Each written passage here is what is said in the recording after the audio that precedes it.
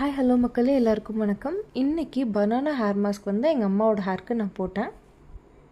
It did really wonders. இதுக்கு நான் 2 சின்ன சைஸ் பனானா எடுத்திருக்கேன். நல்ல பழுத்த பழமாக இருந்தால் இன்னும் அற்புதம். ஆனால் எனக்கு அவ்வளோ பழுத்த பழம் எனக்கு கிடைக்கல.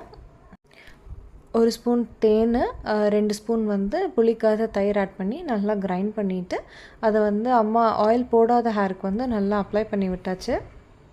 நல்லா ஃபைன் பேஸ்ட்டாக வந்து அரைச்சிக்கோங்க. அம்மாவுக்கு ஆல்ரெடி நல்ல ஸ்மூத்தான ஹேர் தான். சரி, அதில் எப்படி இருக்குதுன்னு பார்க்கலாம் அப்படிங்கிறதுனால போட்டிருந்தேன்.